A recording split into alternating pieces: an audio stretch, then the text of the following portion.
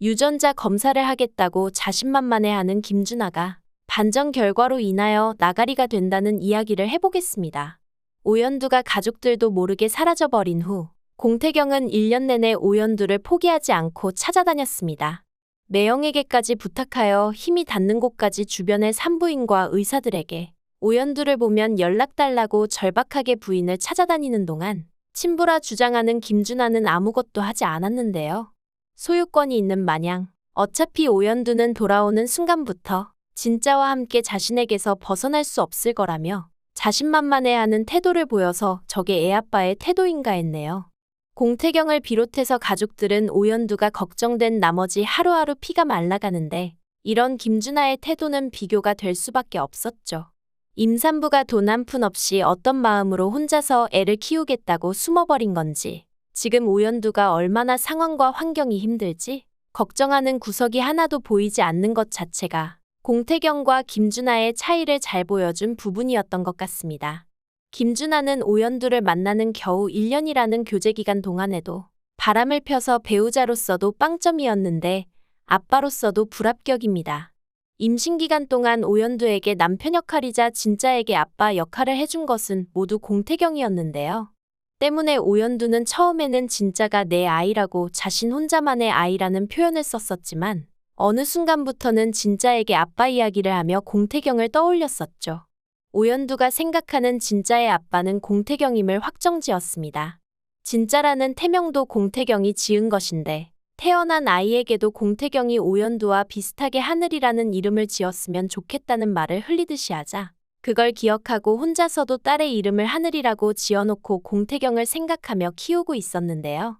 오연두가 사라진 지 딱 1년 그리고 하늘이가 태어난 지 7개월 만에 두 사람은 다시 서울로 돌아왔습니다. 어떻게 그런 우연이 있을 수가 있는지 오연두가 부동산을 통해 알아보러 간 공부방이 공태경이 오연두와 진짜를 위해 꾸며놓은 아가방일 수가 있네요. 이제 묵은 숙제를 풀어야겠죠. 김준하를 피해서 평생 가족도 못 만나고 숨어 살아야 하는 건 오연두에게도 하늘이에게도 너무한 처사입니다. 김준하는 유전자 검사를 통하여 자신이 애아빠인 것만 밝히면 오연두가 어쩌지 못할 거라고 생각하는데 사실 드라마 상에서 친자 확인 소송까지 갈 것 같지는 않습니다. 김준하가 얼마나 최악의 인물인지는 모두가 알고 있고 이미 양가 가족들에게는 김준하가 애아빠인 걸로 기정사실화 되어버렸는데요. 때문에 법정 소송으로 인물들의 바닥까지 보게 하는 애를 놓고 싸우는 전개보다는 그 전에 김준하가 포기할 수밖에 없는 반전이 기다리고 있지 않을까 싶습니다. 하늘이는 희귀혈액형으로 태어났을 수도 있을 것 같습니다. 친자 확인 소송까지 가지 않으려면 이러한 혈액형 특징을 통해 가족들이 쉽게 알아볼 수 있을 만한 장치가 숨어 있을 것 같은데요. 오연두가 다시 서울로 돌아오면서 공태경은 하늘이에게 분유도 먹이고 잠도 재우면서 초보 애아빠의 육아일기를 써내려가는 것 같습니다. 그간 공태경이 오연두의 담당 주치의였으니 혼자서 어떻게 하늘이를 출산했는지, 그동안 혼자서 애를 키우는 게 힘들지는 않았는지 두 사람은 진솔한 이야기를 나누게 될 것 같은데요. 계속 안 봤으면 포기라도 했을 텐데 한번 오연두와 하늘이와 시간을 보내고 나니 공태경은 이제 두 사람을 잊을 수도 포기할 수도 없을 것 같습니다.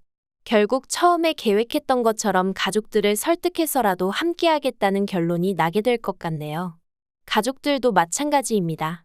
처음에는 현실적으로 그렇게 오연두를 이뻐해 주었는데 거짓말을 했다는 배신감에 다신 볼 수 없을 것 같이 굴었지만 1년이라는 시간은 안 좋은 감정은 잊혀지고 오연두가 있을 때 화목했었던 집안 분위기만 기억날 시간인데요. 오연두가 사라지고서 공태경도 다시 집을 나가버리고 가족들과 아무런 교류 없이 지내면서 집안 분위기는 이전보다 최악으로 돌아가버린 상태죠. 진짜가 막상 태어나서 마주하니 그 작은 아이를 어떻게 미워할 수가 있겠어요. 시작이 어렵지 가족들도 하늘이의 얼굴을 보면 마음을 점점 열 수밖에 없을 것 같습니다. 그리고 그 시작은 은금실이 오연두를 도와주게 될 듯하고요. 공태경은 앞으로 남편 역할과 더불어 하늘이에게 아빠 역할을 다시 시작하게 될 것 같습니다. 앞으로 하늘이가 병원을 갈 때 공태경도 함께 동행하여 다니다가 하늘이가 특이 혈액형이라는 사실이 밝혀지게 되고 공태경이 하늘이의 친부였다는 게 밝혀지며 두 사람의 과거 첫 만남은 타임라인이 바뀌게 될 수도 있겠네요. 차에 낙서를 하며 처음 만난 것이 아니라 첫 만남을 묻는 가족들에게 허둥지둥 급하게 설명했었던 원나잇이 진짜 두 사람의 첫 만남이었던 걸로 바뀔 수도 있을 것 같습니다.